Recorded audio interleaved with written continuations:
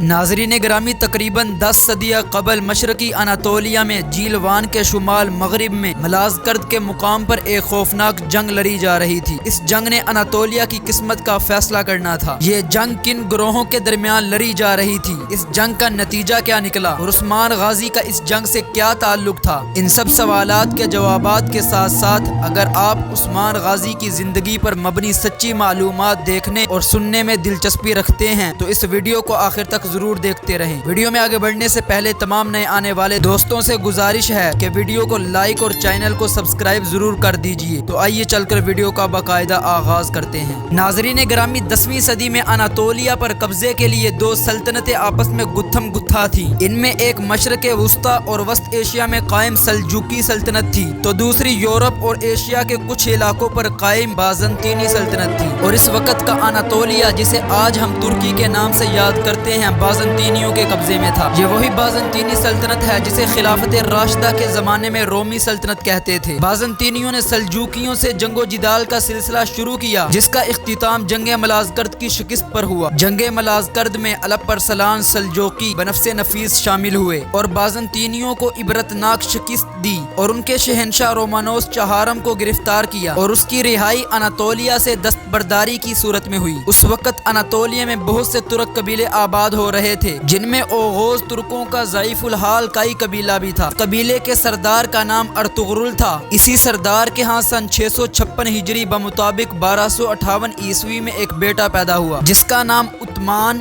یا عثمان رکھا گیا۔ یہ عین وہی وقت تھا جب منگولوں کے لشکر نے ہلاکو خان کی قیادت میں خلافت عباسیہ کے دارالحکومت بغداد کی اینٹ سے اینٹ بجا دی تھی۔ ایک ایسے وقت میں جب امت مسلمہ اپنے بدترین دور سے گزر رہی تھی اور منگولوں کے ہاتھوں ایک کے بعد ایک شہر تباہ ہو رہا تھا، تو ایسے میں امت مسلمہ کی نئی اور عظیم الشان سلطنت کا بانی اس دنیا میں اپنی آنکھیں کھول چکا تھا۔ عثمان غازی کے لڑک پن میں ایک صوفی شیخ ہوا کرتے تھے جن کا نام ادبالی تھا۔ عثمان اہم معاملات میں شیخ سے ضرور مشورہ لیا کرتا تھا۔ وہ شیخ ادبالی کو اپنا مرشد مانتا تھا۔ انہی شیخ کی ایک بیٹی تھی جس سے عثمان شادی کرنا چاہتا تھا، لیکن شیخ ادبالی چونکہ درویشانہ زندگی کو پسند فرماتے تھے اس لیے وہ اپنی بیٹی کی شادی عثمان سے کرنے پر راضی نہ ہوئے۔ ایک روایت کے مطابق عثمان نے ایک خواب دیکھا جس میں اس نے دیکھا کہ ایک چاند شیخ ادبالی کے سینے سے نکل کر عثمان کے سینے میں پیوست ہو جاتا ہے۔ پھر عثمان کے جسم سے ایک بڑا درخت نکلتا ہے جس کی شاخیں مشرق مغرب میں پھیل جاتی ہیں۔ پھر اس درخت کی جڑوں سے 4 بڑے دریا نکلتے ہیں اور 4 بڑے پہاڑ درخت کی ان پھیلتی شاخوں کو سہارا دیتے ہیں۔ پھر اچانک تیز ہوا چلتی ہے اور درخت کے پتے اڑتے ہوئے ایک عظیم الشان شہر کی طرف بڑھنے لگتے ہیں۔ خواب کے مطابق یہ شہر ایسی جگہ تھا جہاں 2 سمندر اور 2 بر اعظم ملتے ہیں۔ یہ شہر ایک انگوٹھی کی طرح تھا اور عثمان اس انگوٹھی کو پہننا چاہتا تھا، لیکن اتنے میں اس کی آنکھ کھل گئی۔ عثمان نے یہ خواب شیخ ادبالی کو سنایا تو انہوں نے کہا، مبارک ہو، خدا نے تمہیں ایک بہت وسیع سلطنت کی بشارت دی ہے اور تم میری بیٹی سے شادی کرو گے۔ ناظرین گرامی، عثمان غازی نے 2 شادیاں کی۔ پہلی شادی شیخ ادبالی کی بیٹی رابعہ بالا خاتون سے کی جن سے ان کا ایک بیٹا علاء الدین پاشا پیدا ہوا۔ دوسری شادی ملہون خاتون سے کی جو عمر نامی سردار کی بیٹی تھی۔ ان سے عثمان کی 6 اولادیں ہوئیں۔ ملہون خاتون سے عثمان کی پہلی اولاد بازحالی بے تھا جو 26 سال زندہ رہا۔ پھر ایک بیٹی پیدا ہوئی جس کا نام غالباً فاطمہ تھا۔ پھر حمیر نامی بیٹا پیدا ہوا جو 41 سال کی عمر میں سوغوت میں وفات پا گیا۔ اس کے بعد مالک بے پیدا ہوا، اس کے بارے میں تاریخ خاموش ہے۔ اس کے بعد ایک اور بیٹا پیدا ہوا جس کا نام اوبان بے تھا۔ اس کے بعد بھی ایک اور بیٹا پیدا ہوا جس کا نام سوچی بے تھا۔ اس کے بعد عثمان غازی کا ایک اور بیٹا پیدا ہوا جس کا نام ارحان غازی تھا اور یہی سلطنت عثمانیہ کا پہلا بادشاہ تھا۔ تاریخ گواہ ہے کہ اس خواب کی تعبیر جو عثمان نے دیکھا تھا پوری ہوئی، جس کا آغاز یوں ہوا کہ عثمان کی شیخ ادبالی کی بیٹی رابعہ بالا خاتون سے شادی ہو گئی۔ عثمان غازی کے اس خواب کو بہت اچھا سمجھا گیا اور بعد کے لوگوں نے اس کی تعبیر یہ بتائی کہ 4 دریا، دریائے دجلہ،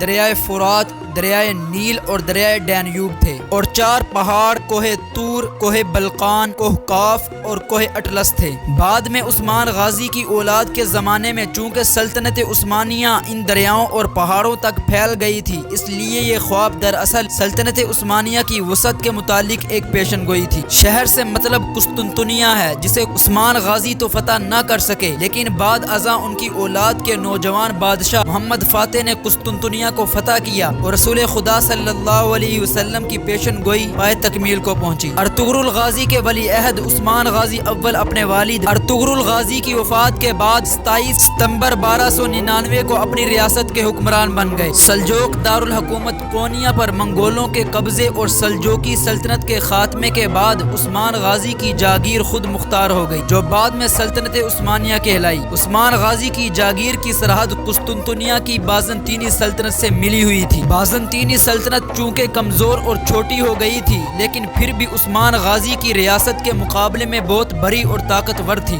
بازنطینی قلعے دار عثمان غازی کی ریاست پر حملے کرتے رہتے تھے، جس کی وجہ سے عثمان غازی اور بازنطینی حکومت میں جنگ شروع ہو گئی۔ عثمان غازی نے ان مقابلوں میں بڑی بہادری اور قابلیت کا ثبوت دیا اور بہت سے علاقے فتح کر لیے، جن میں ایک مشہور قلعہ قراجہ حصار بھی شامل ہے۔ انہیں فتح کرنے کے بعد عثمان غازی نے بازنطینیوں کو اچھی خاصی تنبیہ کر دی کہ ان کا مقابلہ آسان حریف سے نہیں ہے۔ سلجوقی سلطان اس فتح سے بہت خوش ہوا اور اس نے عثمان غازی کو قراجہ حصار اور اس کے ارد گرد کا تمام علاقہ جو عثمان غازی نے بزور شمشیر حاصل کیا تھا ان کی جاگیر میں دے دیا اور اسے نیز بک کا خطاب دیا۔ عثمان غازی کو اس علاقے میں اپنا سکہ جاری کرنے کی اجازت دے دی۔ بادشاہ کے تمام لوازمات عثمان غازی کو میسر آ گئے۔ 1300 میں ایشیا کوچک میں منگولوں کے حملوں سے سلجوقی سلطنت کا خاتمہ ہو گیا اور عثمان غازی بالکل آزاد اور خود مختار ہو گئے۔ آئندہ اس کے بعد عثمان غازی نے تمام فتوحات ایک خود مختار حکمران کی طرح کی۔ عثمان غازی کا مقصد صرف دیگر ریاستوں کو فتح کرنا نہیں تھا، بلکہ کافی عرصہ وہ شہروں کے انتظامی معاملات میں مصروف رہے، حکومت کے مختلف شعبے قائم کیے، عوام کی فلاح و بہبود کے لیے بہت سے کام کیے۔ کچھ ترک سردار جنہوں نے اس خاموشی کو عثمان کی کمزوری سمجھا، وہ عثمان غازی کی بڑھتی ہوئی طاقت سے خائف تھے۔ انہوں نے عثمان غازی کے مفتوحہ علاقوں پر حملے شروع کر دیے، لیکن عثمان غازی نے تمام سرداروں کی غلط فہمیاں دور کر دی۔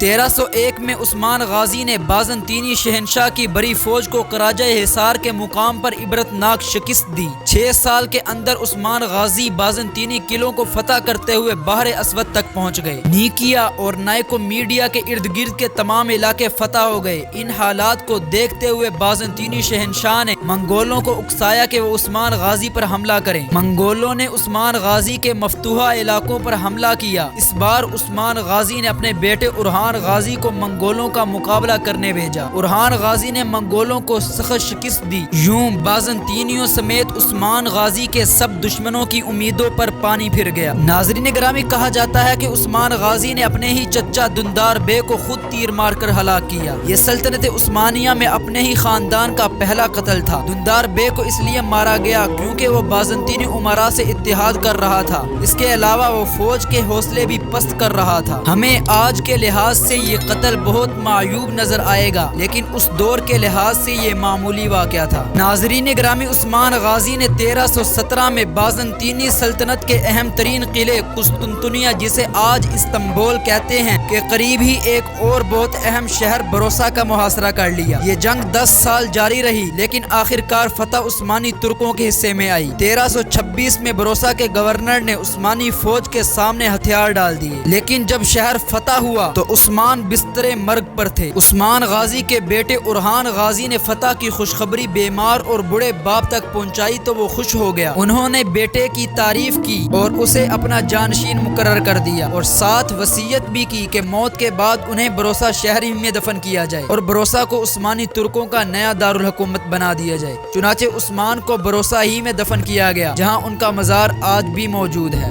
یہ تھی ہماری آج کی ویڈیو۔ اگر ویڈیو اچھی لگی ہو تو لائک اور شیئر کر کے ہماری حوصلہ افزائی فرمائیں۔ ویڈیو دیکھنے کا شکریہ۔ اللہ نگہبان۔